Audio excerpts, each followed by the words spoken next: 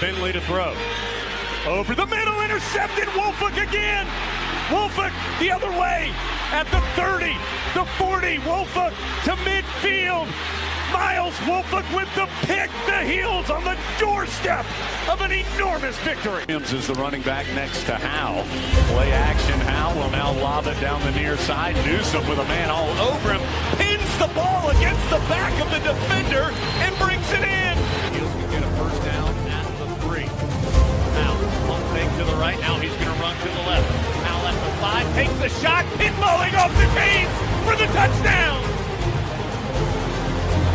Sam Howe showing the toughness for 6. Cardinals down 4, 35-31. May has the shotgun snap. Pressure coming. Rolls to the right. Goes to the end zone. Touchdown!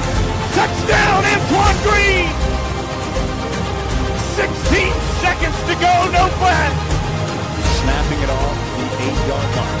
May pulls it, tries to roll it apart. Oh, now he's going to throw it and score! Christian May throws it to Payson in the end zone for the touchdown. They are throwing it lucky for the left hand. Was rolling out on the run and threw it left-handed. Bernard fields it at the 26. Heading to the far side. Gio at the 35. Gio, he's at the 50. No, he's not. Yes, he is. Gio, he's going to take it for a touchdown. Are you kidding me?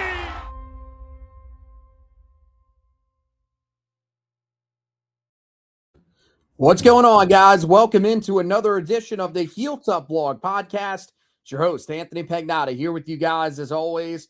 And tonight, it is the final edition of the position previews on the offensive side of the football for this year's Tar Heel crew. After that, we will head over to the defensive side. We will also take a look at special teams before the summer is out. But yes, the offensive side of the ball wraps up tonight, and you know what that means. It's time to take a look at the guys on the offensive line. That's the group that we're going to be focused on here tonight. And, you know, when you look at this offensive line group, you know, they're coming off a year that was really rough for this group. There's no ifs, ands, or buts about it. It certainly was not what Carolina was hoping for in their first season under Bill Belichick. You thought that with Bill, that would be one of the main focuses, would be having an offensive line that was built to be able to do the things that he ultimately wanted to do. And offensively, yeah, there were a lot of things that were handicapped by a quarterback that at this point, it's hard to believe is a power conference quarterback. They were also held back by a play caller that was very limited, but the offensive line deserves a pretty decent amount of blame for what happened last year as well. It's a big part of the reason why down the stretch of the season, Carolina just wasn't able to run the ball. And when you took that element out of the offense, that made Carolina completely inept at certain times towards the end of the season. So we'll see what it looks like this year. There's a lot of new faces in this room. And, you know, when I labeled the podcast, I put that this is the room that we are most concerned about. And I thought it was probably pretty safe to assume that based off of how we've talked about some of the other units. You know, a lot of the other units we've talked about excitement. There hasn't been a lot of hesitancy, maybe outside of the quarterback room. But even that, we've said it's going to be markedly better than a year ago. This is the first unit that I come to with this offense, and I don't know that it's going to be better than it was a year ago. So for me, it is easily the position I am most concerned about for Carolina, not only on the offensive side of the ball. I think it's probably on the entire team coming into this season. Well, it's the one position group really in the entire existence of the podcast. It feels like Carolina has struggled to get it right. And they've gone about addressing the issues in this room in a lot of different ways. They've tried beefing up through high school recruiting. They've tried going through the transfer portal. They've tried a combination of both.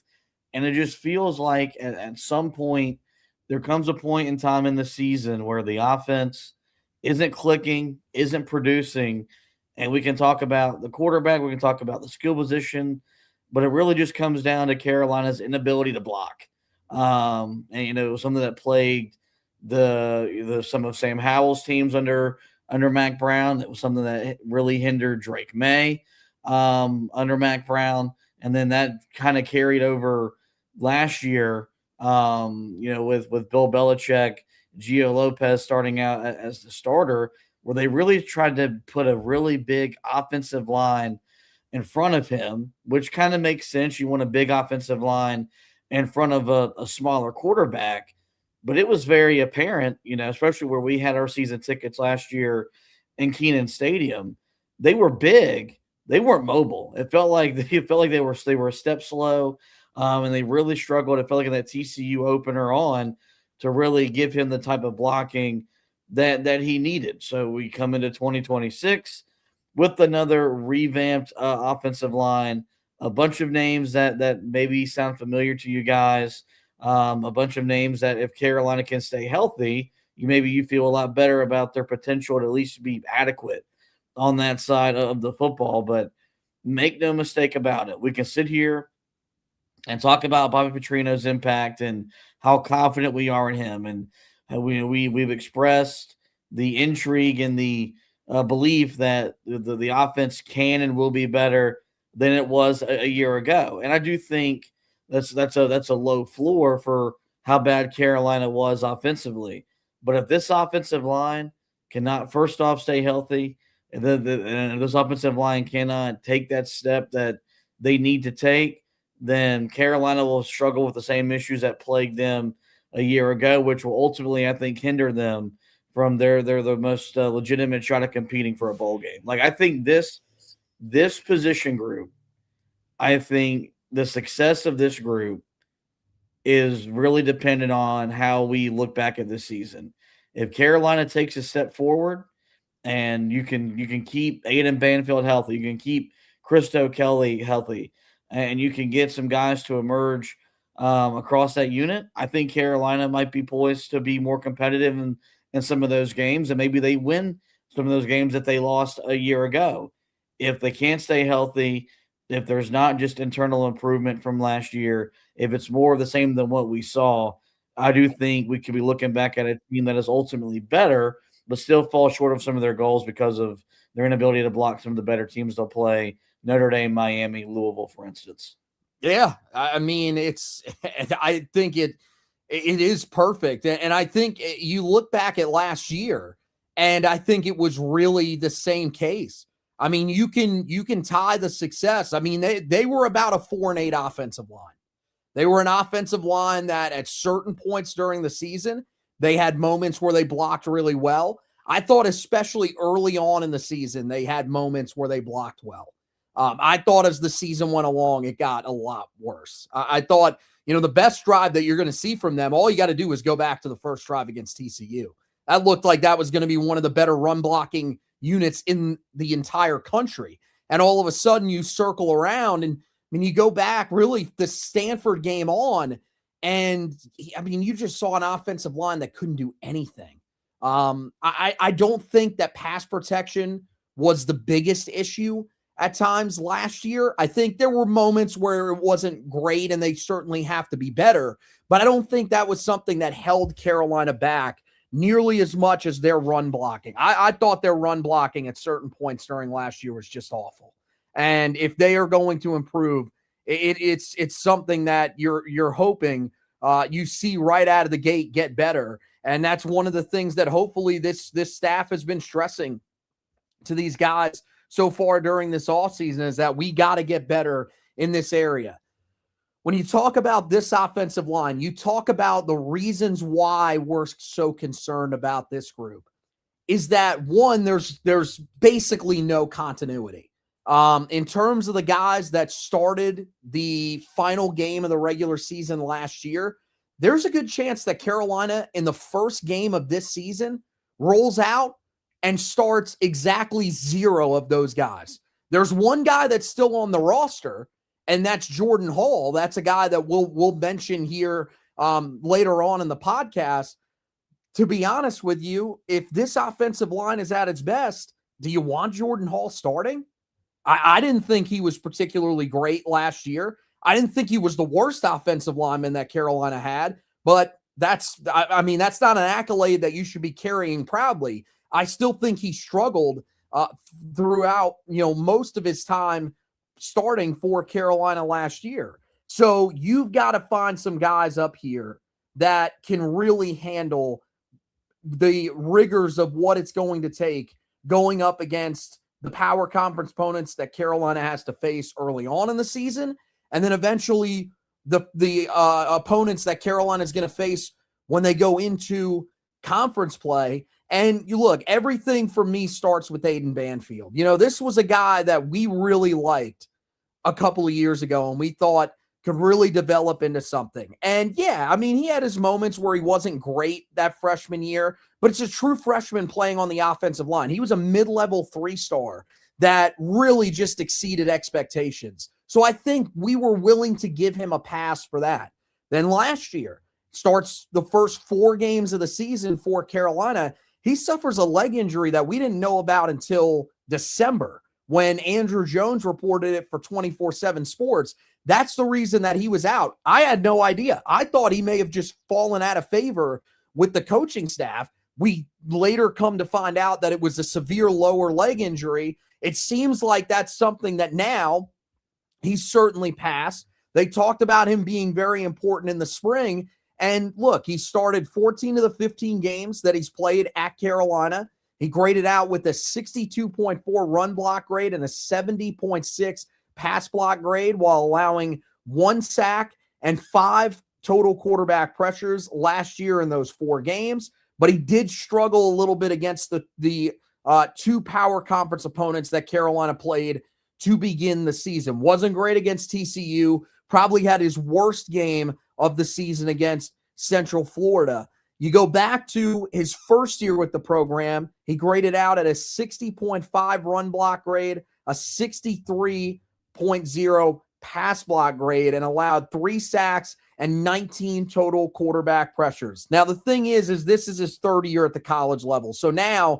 he's adjusted to the level of physicality that you're going to see at the college level. And he's a guy that, is in his second year under Bill Belichick. It'll be a new offensive system, but at least you're returning your offensive line coach. You would imagine it's going to be a similar scheme to what you ran last year. I think he is the guy on this offensive line that I feel most sure about, and also the most encouraged about as a guy that could take a step this upcoming season and become a piece that Carolina can count on in that offensive line room. Yeah, him staying healthy, I think, is the first key to what I talked about with this group, really giving Carolina a chance, I think, to be competitive for a bowl game this year. Because you look at what he's been able to do as a pass blocker in the 14 of his 15 games, especially last year in the limited sample size. You'll live with that. You'll live with that as opposed to what he's struggled with maybe in the run game. I think the run issues was really just the fact that the body maybe just wasn't ready to move some of those bigger interior defensive linemen that he has gone up against. You mentioned third year in college, second year though under Belichick. So another year in their weight room and the conditioning program, what they want to do with their bodies. And I think I think the position that will maybe see the people benefit the most will be the guys up front. Just that second year, it's usually whenever you see that jump in terms of just being able to handle the rigors of playing in the trenches, even so at the collegiate level. So, I'll always go back to he made a block in that Minnesota game back in the opener 2 years ago that really helped seal that win for Carolina. And it was impressive because it was a true freshman on the road to help Carolina get a type of win that we weren't used to experiencing. And I really thought that was going to spell some really good things. And he hasn't been bad. Obviously, the injury took away last year, but that's where the biggest growth for him, and he needs to become better as a run blocker. And if he can really take that step forward, I feel really good about this run game. I wonder how much of the way that Petrino runs his offense is more of a zone scheme with the run fit. Does he benefit from that? I guess we'll have to ultimately wait and see. But you trust him in pass protection. It's just, hey, can you take a step forward, get closer to that, north of 70 in the run grade? Then you can be talking about one of, if not Carolina's best and most well-rounded offensive linemen. Yeah, and I think he could definitely stand. I think to get a little bit better in the run game. I'd like to see can you grade out in the 70s? I think if you grade out that well, then you're talking about a really good offensive lineman, and that's what I think Carolina's looking for. Pass protection wise, I think 19 total quarterback pressures out of the guard spot's a little high. Can you get it down to maybe 13, somewhere in that range? If he can, then I think he's got a chance to shine. The other thing that's interesting with him is that last year, when you look at the snaps that he played, I know especially his freshman year, he was exclusively at left guard. And then last year, exclusively at left guard. I saw when they were throwing out what the offensive line groupings were during the spring, they had him at right guard. So is he having to switch over to the other side of the offensive line? We'll see how easy that transition is, if that is the case. And if they are playing Andrew Threet at guard, then I would believe that is probably going to be the case, because Threet, a guy that played exclusively at left guard when he played the guard position 2 years ago at Charleston Southern. So then, that makes sense that they would move Aiden over there. How does he handle that type of transition? If I remember correctly, he was on the right side when he was at the high school level, though, so that might actually work a little bit better for him. Either way, he's got to be the guy for Carolina on that offensive line. That's got to be the anchor, at least coming into the season, because then you get to a guy that, look, he's going to be at ACC Media Days tomorrow. I'm interested to hear what he has to say, and I think he's a great leader when it comes to the vocal side of things and everything like that. I just don't know how good of a player Christo Kelly honestly is at this level. He started the opener last year, played the first 16 snaps of the game before a left ankle injury pretty much cost him the rest of the season. He didn't register a snap from what I can see in any other game. But there are a lot of sites that credit him with having played in 2 games last year, or at least suiting up for 2 games. I think he did try to suit up, if I remember correctly, for another game, but never actually got out there on the field. It's a guy that just hasn't played at the power conference level yet. And the thing is that when we saw him last year in that game against TCU, what was one of the main takeaways that we had even early on in that game? A lot of slow snaps. And, eventually that was an issue for Chad Lindbergh too. But you need to see him snap the ball a little bit quicker if they're in the shotgun. And then, how does it translate over from Holy Cross? I mean, you look at what he did his final year at Holy Cross. He was a solid player. I think both years that he was there, that's how I would classify him, as a solid offensive lineman. If you're getting a guy from the FCS level, usually you're looking for somebody that grades out incredibly high. You go back to 2024, 60.5 run block grade, 67.9 pass block grade, 63 overall. Again, solid, but if you're hoping for a guy that's going to take a leap to this level and be and be as competitive as you want him to be, I don't know if those are numbers you're pounding your chest over. You feel a little bit better about what he did in 2023, where he had a 66.8 run block grade, 63.0 pass block grade, and a 67.1 overall grade. Those are numbers that you hope translate a little bit more, but we'll ultimately have to see what ends up happening with him. I think there is some mystery with him, but if he is a guy that, if the leadership is any indication, then he is a guy that should be successful for Carolina. It's just we have to see it proven to us, I think, starting out in that first game against TCU.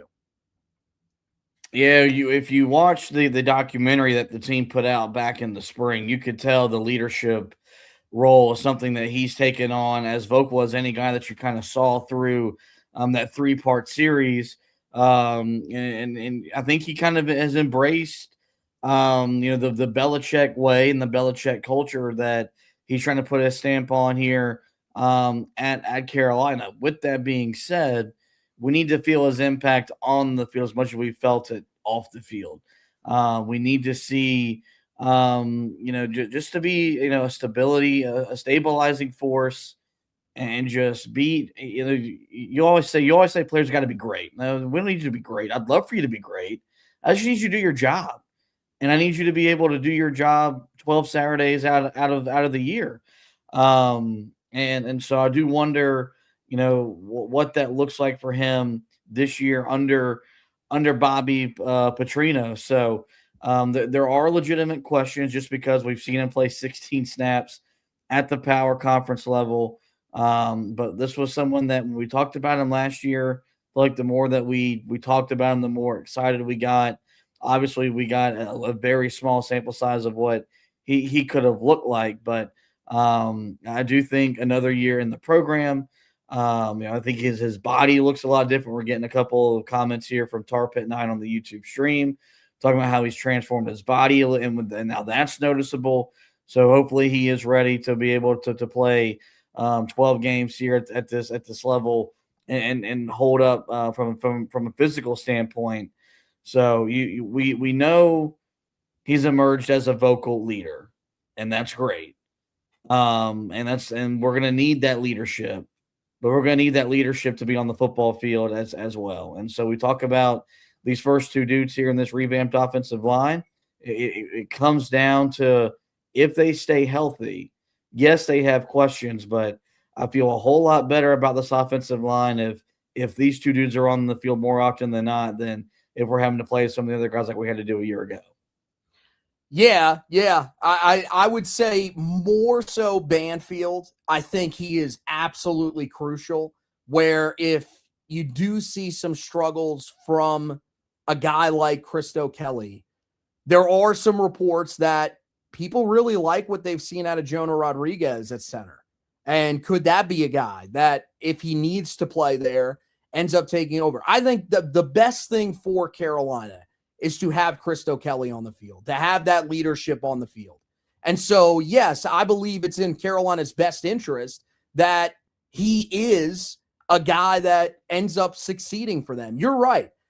If I do say that guys need to be great, I mean, yeah, no, that's definitely not what we're looking for this year. If you want to be great, that's fine. We're looking for guys that are even solid, that just give you a chance to win every Saturday that you step on the field. Even in certain circumstances, like when you play Notre Dame, I don't even know if that's one that we need you to show us that you have a chance to win. Just show us that you have a chance to compete.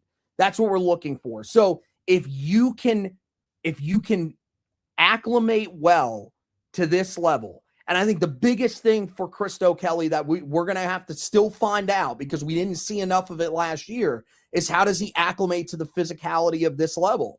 If he acclimates well, then Carolina's got two guys that they can count on the offensive line. And then you get to the third guy that we have to talk about here. And, this is a name that I think was pretty big addition for Carolina in the transfer portal, and that is Andrew Threet.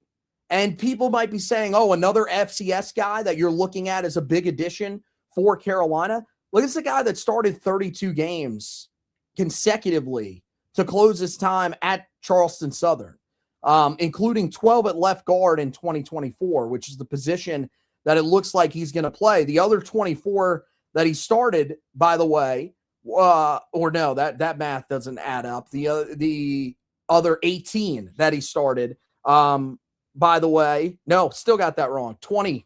Okay. Took me a minute, but I finally got there. The other 20 games that he started were at right tackle. And so that's a position that Carolina could use him at, especially if there are struggles at that position. It could be one of those situations where if they feel really good about, let's say, a guy like Jonah Rodriguez, maybe a Byron Nelson emerges there, they could move him to right tackle. It's a very versatile piece that Carolina ends up picking up. And you look at last year, he's coming off of his best year. graded out with a 72.4 run block grade, 77.0 pass block grade, and a 74.3 overall grade.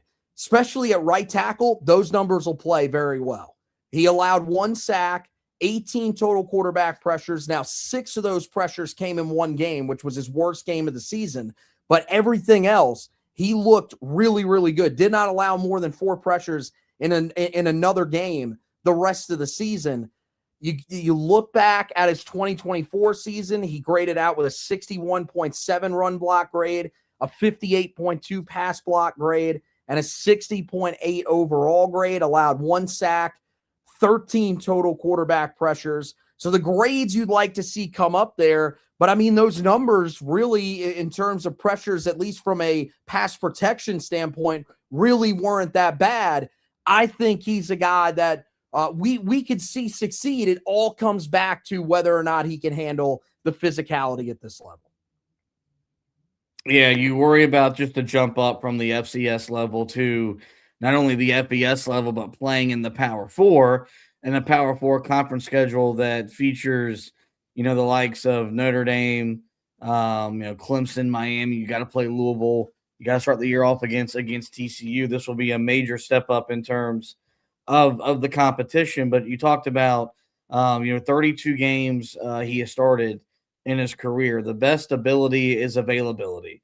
So at the FCS level, this guy was available. He was durable. He was someone that they could count on.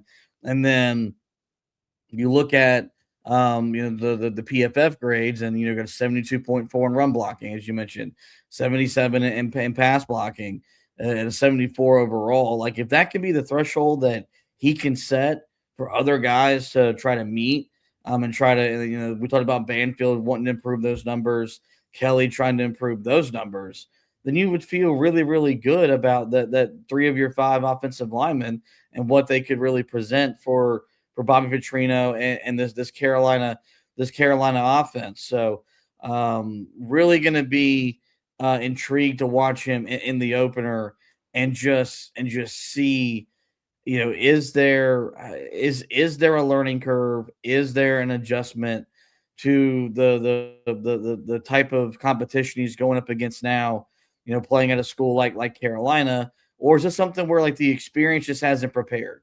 Because you see that sometimes when you go to the FCS level. You see it sometimes in college basketball where, yeah, you may worry about them making the transition, but if you've played a handful of games, he may not be the quickest, he may not be the strongest, but he may know a thing or two. So just to kind of maybe help him kind of overcome, maybe if there is some physical disadvantages that he has to maybe overcome. So, you like the size, 6'3", north of 315 pounds.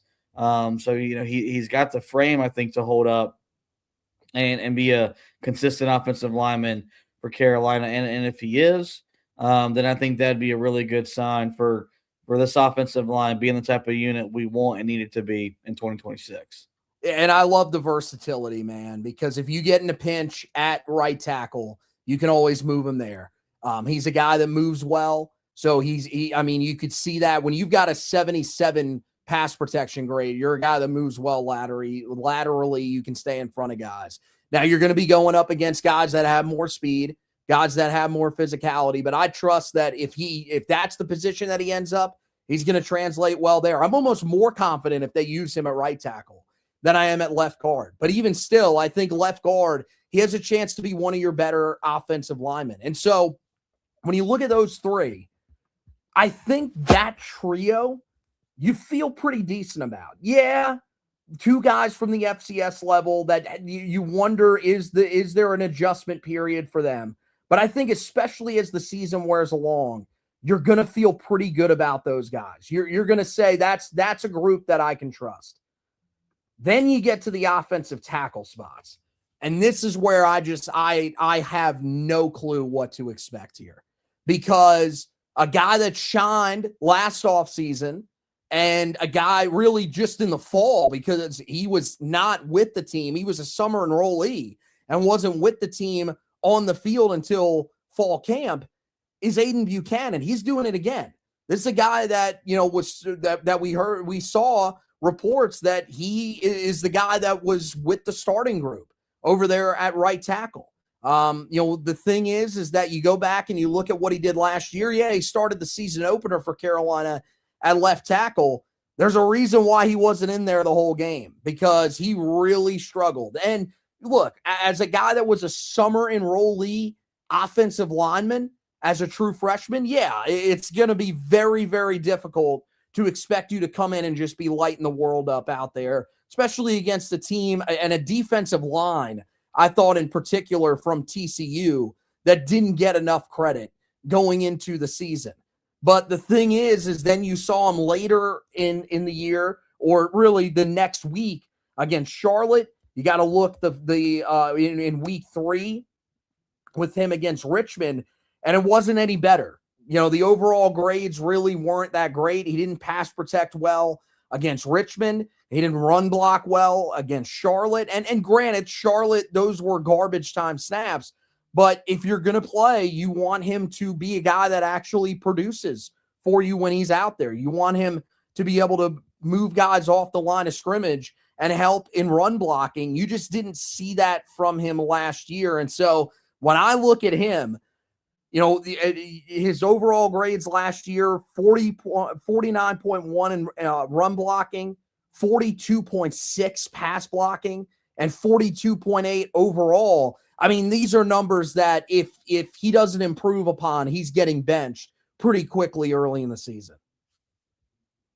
Yeah, his numbers resemble what my grades were at different times during middle and high school, depending on certain learning subjects, and that's not anywhere that you want to be. I think, what you like about him, and why I think you want him to really hit, is look at the size he brings to the tackle spot at 6'9", 330 pounds.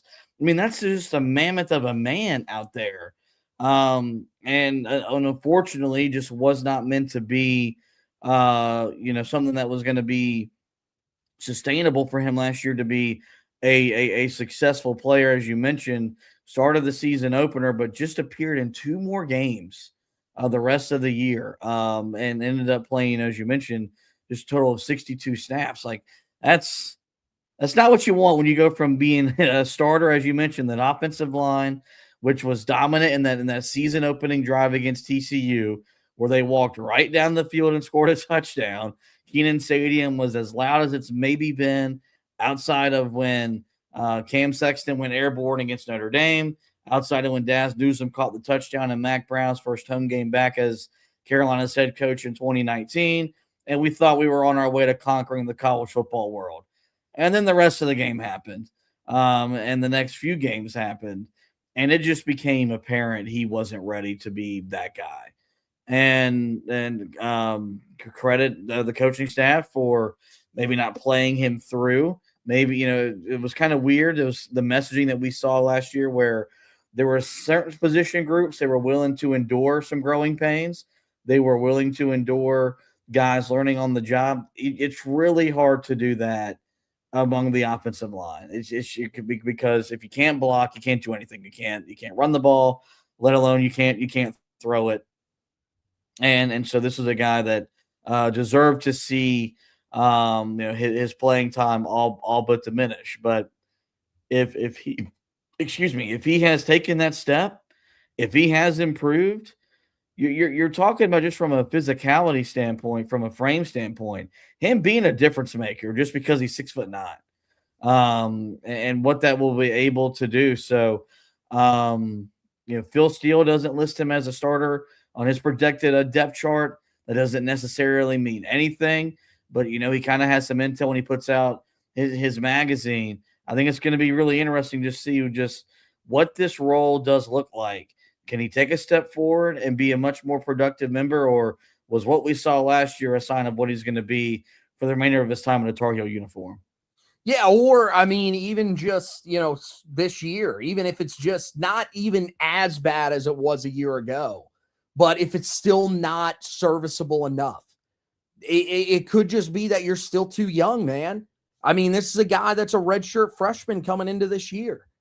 So it could be one of those scenarios for him. Now, I mean, look, I'm not going to say that they put him in a bad situation. First of all, he earned that start right out of the gate last year. That wasn't just handed to him. I don't believe that. I think with the group that you had there last year, that was probably the guy that best acquitted himself to a new staff, to Freddie Kitchens' style of offense, and maybe it just translated in practice.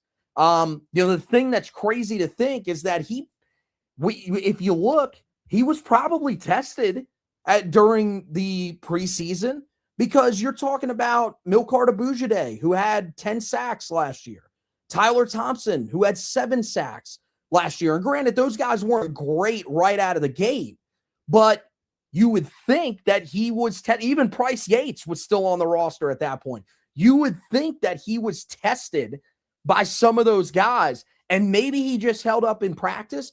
But look, man, it's totally different, especially when you with that game that you entered into. That had to be just mind-blowing for him, being a guy that was a late commit to Carolina, was originally committed to West Virginia, flipped his commitment, and then doesn't arrive to Carolina until the summer. I mean, yeah, there was probably a lot on his plate that he was having to adjust to at one time. And so now I think he's probably in a much better headspace. And I think he's going to be a guy that benefits from everything that happened last year, and then having a spring in this system and getting to learn what Bobby Petrino wants in his offensive linemen. I mean, this group that you have this year along the offensive line, I think it's more talented than last year. Now, that you may say that's really not saying a whole lot, but I do think it's more talented than last year. So he's going to have, in order for him to earn that starting job, he's going to have to beat out some guys that are relatively talented, that Carolina went out and got for a reason. So I think if he's the guy, and this, again, we're just going off of what the intel told us in very limited viewing time of the offensive line, he was the guy at right tackle. If he ends up winning that job, I think it's even more legitimate than him winning the job last year at left tackle as quickly as he did. Now he's going to be at right tackle, so that's a change for him as well. The left tackle is expected, as of right now, exiting the spring, to be Trey Blue. He redshirted last year after entering as a mid-level 3-star prospect. Did not play a single snap a year ago. Neither one of the 2 true freshmen that were guys that were holdovers from the Mac Brown class that he had committed. Neither one of those guys ended up playing at any point last year. But Trey Blue's a guy that has shined apparently in spring practice, at least enough so to earn a starting job as you exit the spring. And so, another big body, a guy that I really did like coming out of high school. So a mid-level 3-star, but still a guy that, I think projects pretty well. I thought he was probably going to be an interior offensive lineman, but he played offensive tackle, played left tackle at the high school level. And I thought actually moved his feet well for a guy of his size, 6'6", 330 pounds. So I'm very intrigued to see what he looks like if he's the guy that starts the season opener for Carolina. Intrigued, but, a little bit hesitant that you're going to have a guy that didn't play a single snap last year stepping into that role. Yeah, and I wonder, you mentioned that he redshirted last year. Wonder how much of that was intentional now that we know that 2027 is their year, that they're building towards that being their first real shot at competing. And we don't know what the level of competing is at, but this is going to be someone that maybe I just talked about, you really can't afford to endure some growing pains among offensive linemen. I wonder what the leash will be like for him, as he slotted into play that left tackle spot. But what you like about him and what you're encouraged by, as you mentioned, 6'6", 330 pounds. So if you can get him and you can get Buchanan to really, solidify those tackle spots, Carolina is going to be big and they're going to be massive. And I think that could be something that will be very useful for them and what they and how they want to go about establishing the run game, and of course being able to hold up better in pass pro. You don't want nowhere near as much pressure on whoever emerges as your starting quarterback like you endured a year ago. So this is the downside of the way that the Belichick thing, runs. We don't hear a whole lot coming out of the program. This will be, I think, a name to monitor among that offensive line when Belichick does get behind the microphone and talk during fall camp, whenever Bobby Petrino gets behind a microphone and talks during fall camp. How much is he being mentioned? How much is he being brought up? I'm excited to kind of hear if Belichick mentions him in passing tomorrow when he does however much media availability he'll do at ACC kickoff. I'm not expecting a whole lot outside of his time at the podium, his time at the breakout room, maybe a sit-down interview at the ACC huddle desk. Regardless, this will be a name. And not that none of these other names aren't going to be one that I want to hear him be talked about, but this is a guy that we're projected to be our starting left tackle. So how much is he being talked about? What does that growth and progress look like for him after being redshirted? Will be very interesting. And he's going to be thrown right into the fire, as you mentioned in that season opener against TCU. I don't know if TCU is going to be as good as they were a year ago. I don't think I'm as confident in saying that as I was last year, where we knew last year TCU had a potential to be really, really good. Yeah. And not that they weren't really good, but there was a scenario where I thought they could have maybe factored into the Big 12 title race. But if their quarterback wouldn't have turned the ball over as much as he did, which is why Sonny Dykes kicked him out. He's now playing quarterback for Curt Cignetti at Indiana. Regardless, we'll learn a lot about Trey Blue in Dublin, about kind of how he is poised to be this team starting left tackle for 2026 and maybe beyond. Yeah, and look, the thing is that for him, for Buchanan, not so much the three interior guys. I think those guys are pretty much locked in as starters at those positions, unless there is a move, for at some point to, a right tackle move where you throw Andrew Threed out there. I think, in all honesty, with Trey Blue, I think he's a guy that's going to have to earn that position. I think Aiden Buchanan's going to have to earn that position in fall camp. Yes, they have the advantage right now, but is it guaranteed that they're going to hold on to those positions? No, because you've got guys that are behind them who we're going to talk about here in just a second, in Jordan Hall and Jaquan McRoy. Those are guys that are going to push them hard. McRoy, former 4-star prospect. Jordan Hall, a guy that started 4 games at the end of last season, played significant reps in the game right before he became a starter. So I do think that there is going to be a period where these guys are going to have to earn those starting jobs that they might come into the fall, that they might come into fall camp with. And so, yeah, I think pretty highly of Blue. And what he brings. When I wrote about him coming out of the high school level, I pointed out specifically the footwork and the lateral movement was very impressive. Now, the one thing that I hope has gotten a little bit better is the mean streak. That was something that I wrote about that I wanted to see a little bit more of. But I think that's something that is probably showing up if he is a guy that's out there for Carolina. But don't get it wrong. These guys have to earn those starting positions because, yeah, you've got a guy like Jordan Hall back there, as I mentioned, played significantly at the end of the year last year. Was really a guy that they turned to in the Syracuse game, and he actually succeeded pretty well in that game. From that point forward, though, things were not nearly as great. And again, as I said earlier, it wasn't the worst offensive line performance that we saw the entire season, but they weren't really all that great. I mean, you look against Stanford, Wake Forest. He allows 4 pressures in both of those games, grades out with a pass protection grade of lower than 45.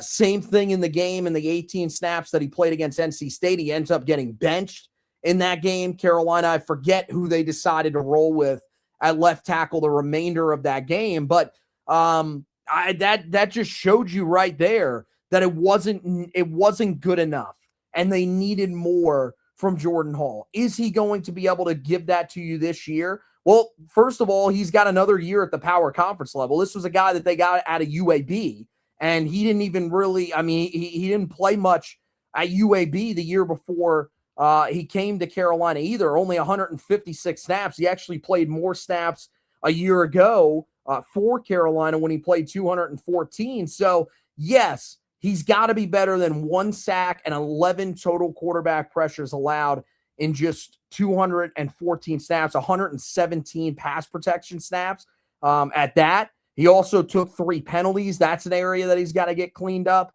But don't get it wrong. This is a guy that is going to be pushing to become a starter again this year. And that's why it's paramount that Trey Blue comes out and backs up what he did in spring practice if he's going to hold on to that job.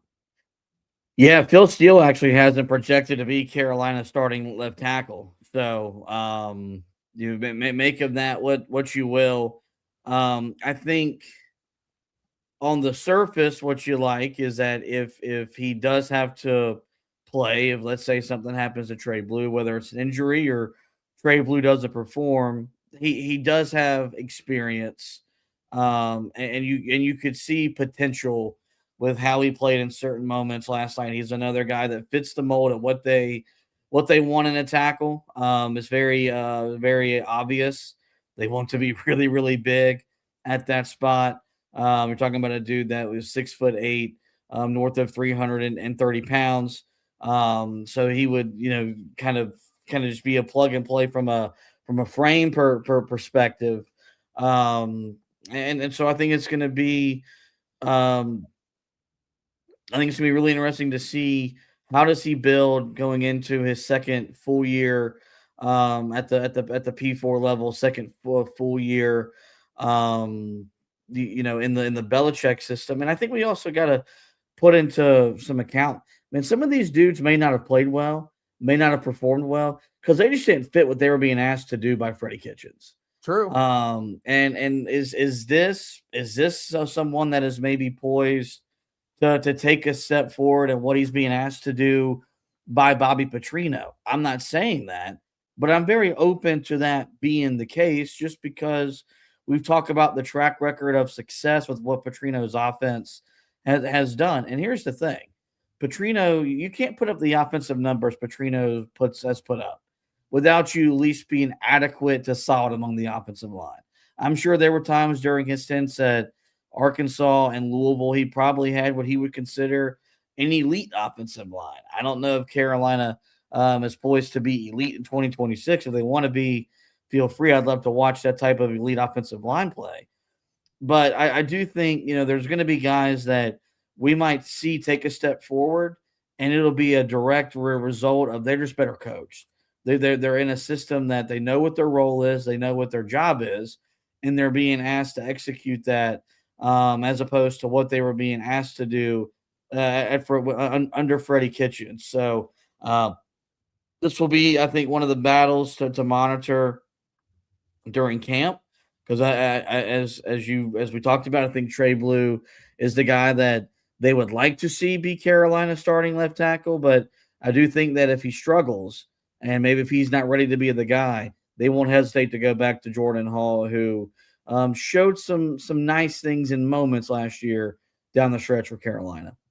Yeah, I mean, look, if these two guys are even really throughout fall camp, I would like to see Carolina go with Trey Blue and see if you can just get better play. And then if you have to fall back on Jordan Hall, then go for it. But I think that's ultimately up to the coaching staff. That's ultimately up to these guys.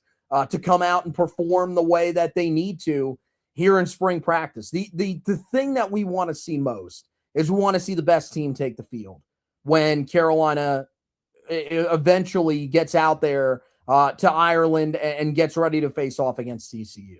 That's the group that we want to see out there. And so I think, it'll be fascinating, that battle. I think the other battle that's fascinating is right tackle, because I don't think that Aiden Buchanan has that job locked down.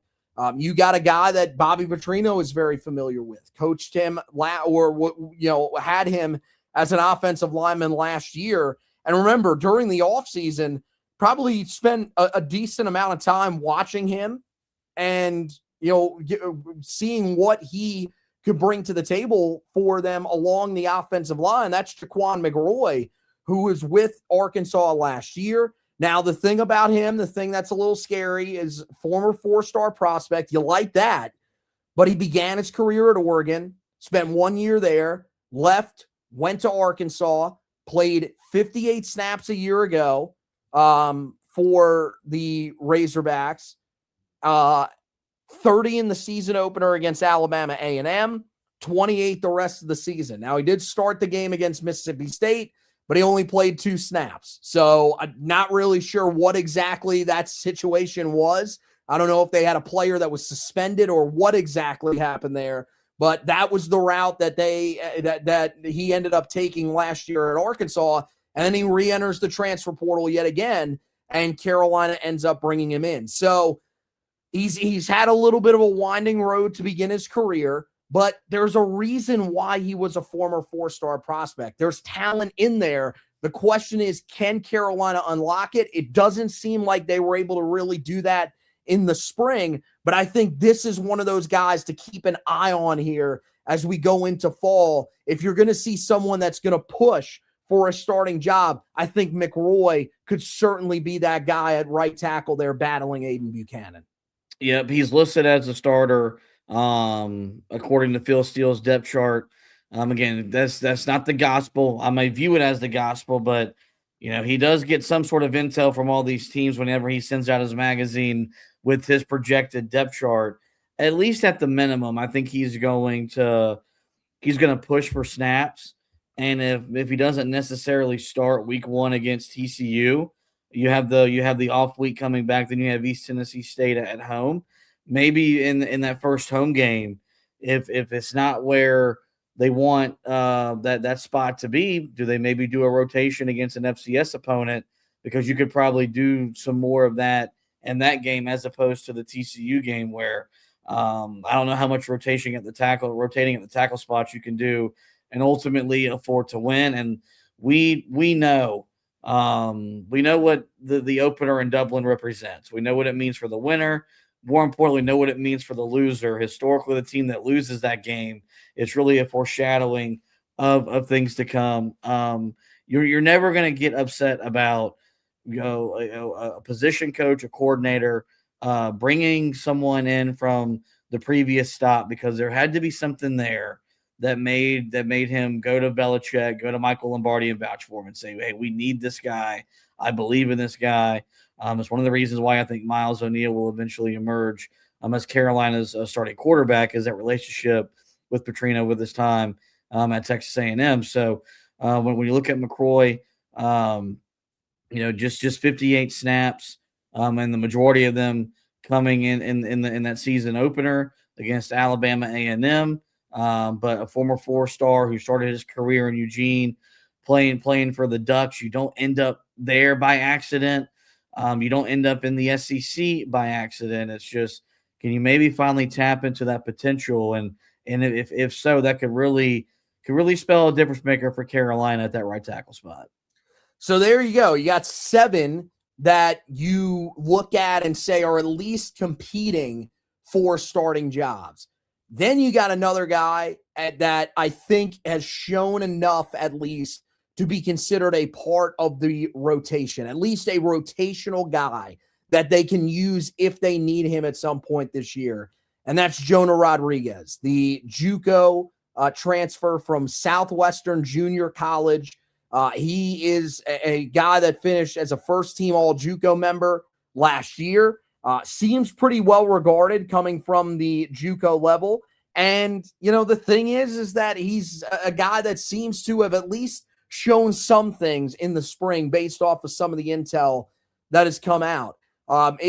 Look, is he going to be a guy that I think is going to be a game changer for Carolina on the interior of that offensive line? I don't think so.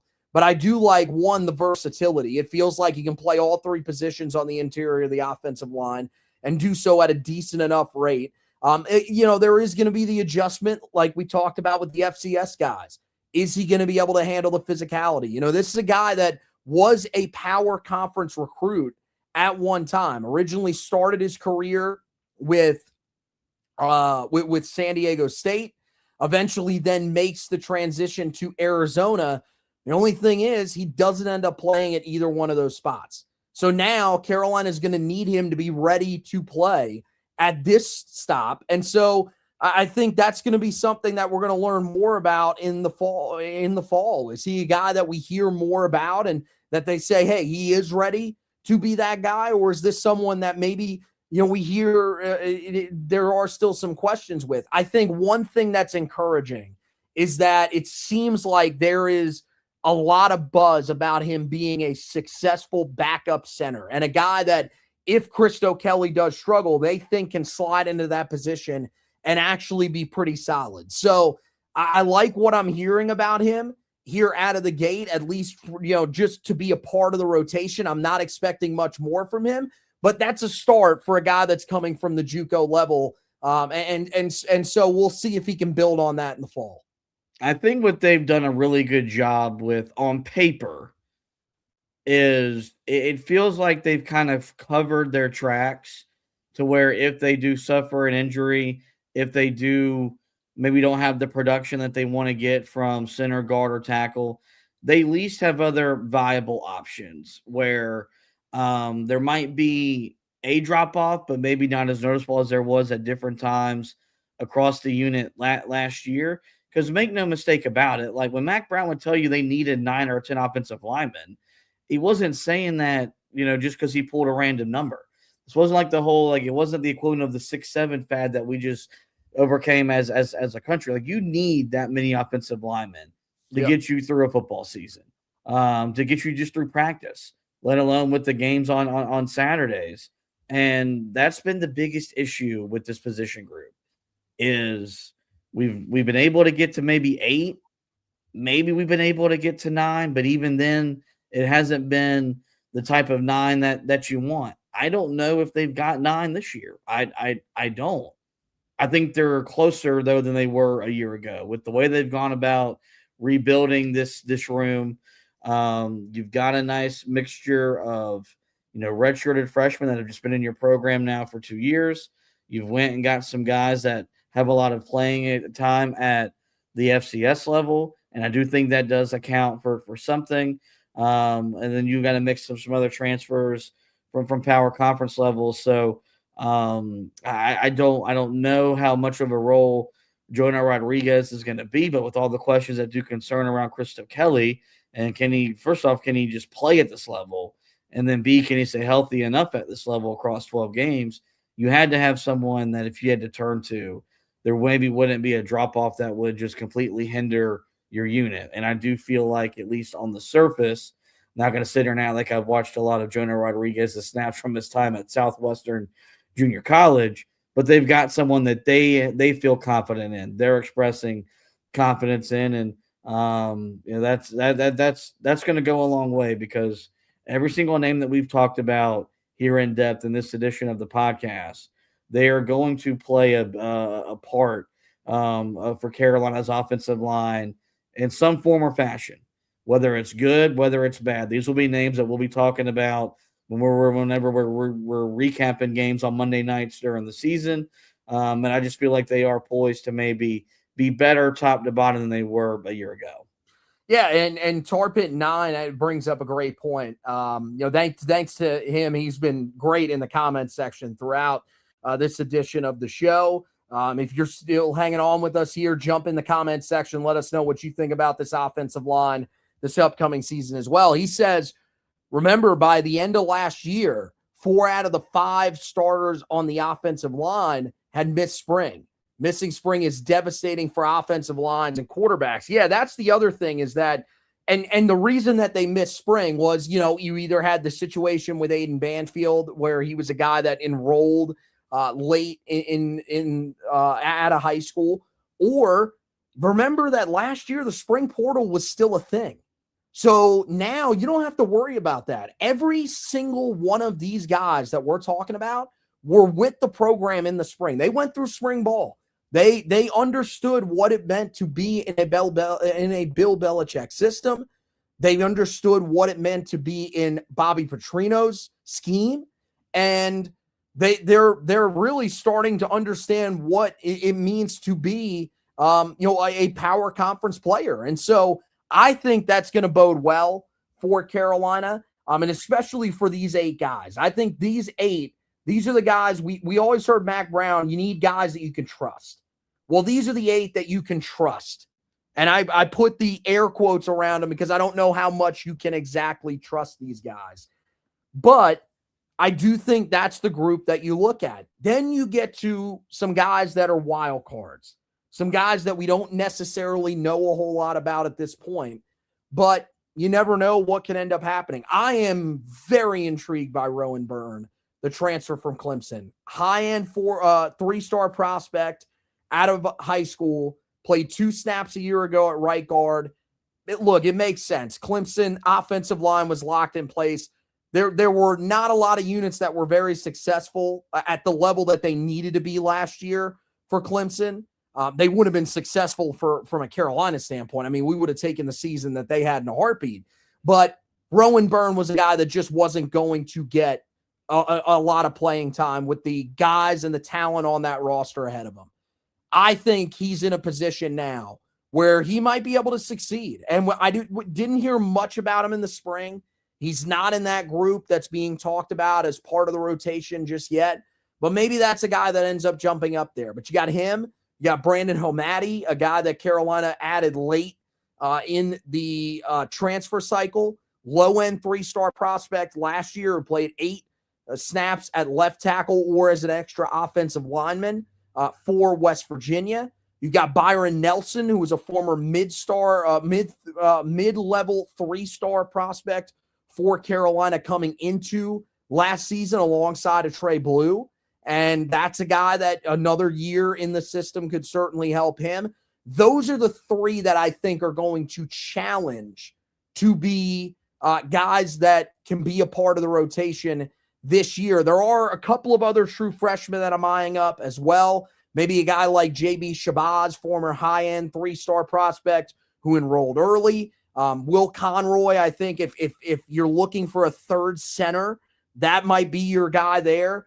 Because that was the position that he played last year, played at IMG Academy, high-end 3-star prospect. I think he could certainly fit that billing as well. And there's another guy that didn't even mention, Peter Pasansky, who just, trying to figure out what position he's going to play on the offensive line after moving over from the defensive side of the football. I think that's certainly going to be something interesting to monitor. Think you like some of the deeper depth in this room. I don't know how many guys are going to emerge. I don't know if Carolina ever gets to that real true 2 deep that you can trust, but I do think there are some guys in this room that you look at and feel like there's some pretty good prospects for, if not this year, further down the line. Yeah, and that was really where my headspace went. These might be names that we're talking about: Byrne, Hamadi, Pasansky, and some others that when we're previewing the offensive line group and next year when we're getting ready for the season, how much are these names factoring into what they're going to do? You've got some middle of the road 3-star prospects. You've got some high-end 3-star prospects. You've got some low-end 3-star prospects, which means there's a lot of room for development at the bottom of this roster. A lot of room for these guys to get their bodies acclimated, get used to the college lifestyle, while not having to be ready to play and produce. But this could be a group that they're looking at in 2027, the bottom end of this roster, where these guys are factoring into the 2 deep. And I do think that could be, the goal, because they brought in a handful of offensive linemen in terms of with their big recruiting class. So I think that tells you that they want to build their trenches through high school recruiting. They don't necessarily want to go through the portal to maybe get as many starters as maybe they've had to in recent years. So also the way that these guys can be developed, blow out some teams. Can you beat down an East Tennessee State at home? Can you get into some moments where you can maybe get these guys onto the field? We were told how valuable the Sunday Night Football was last year for the guys that didn't play, where they'd come back on Sunday night and they basically play a game. Could this be a situation where these guys thrive in that to really get their learning curve sped up? So I do think they obviously had a plan. They set out to revamp this offensive line room in a variety of different ways. There's still a lot of questions that have to be answered, but I do see the vision with Belichick and Lombardi at this position group, and I think it's going to be a really fun group to monitor and watch. You've got the 7 to 8 guys that we've talked about that we're going to be discussing on a week in, week out basis, and God knows, hopefully we're talking about them performing much better than we were talking about guys a year ago. You've got a couple dudes that could maybe emerge as the season moves along, and then the bottom of this roster are names that maybe you haven't familiarized yourself with yet, but maybe by this time next year we talk about them being backups with them being maybe starters in 2028. So you can really see how this room is starting to project forward under Bill Belichick. And we know that 2027 is the first real year that they're going to target to be competitive. The best way to set yourself up for long-term success is to be really good up front, be really solid in the trenches. And these are names that could emerge in 2027 and beyond. We're talking about among this Tar Heel offensive line. Yeah, or even later in the season, just with more experience under their belt. If other guys struggle, could be names that we start to learn. The true freshmen, you mentioned it, they brought in 7 guys along the offensive line. And, you got Shabazz, who's a high-end 3-star. Same thing with Will Conroy. You've got, some mid-level guys that you brought in. Anthony Hall was with the team back in the spring. So could that be a guy that eventually finds his way onto the field? I'm interested with his body style. I mean, he weighs 356 pounds. So definitely a big offensive lineman, a road grader, if you will. And so that's certainly a guy that, you'll be intrigued to see whether he sort of starts to climb the depth chart because of maybe some of that Sunday Night Football experience that he has. And then, you got the guys that are going to join the team here in the fall. Christian Alvarez, low-end 3-star prospect, but you just never know what ultimately ends up happening. Same thing with DeJuan Davis. Both of those guys, 2 very late adds to the class before the end of the signing period, the regular signing period back in February. I think Alvarez may have even been a little bit later after that.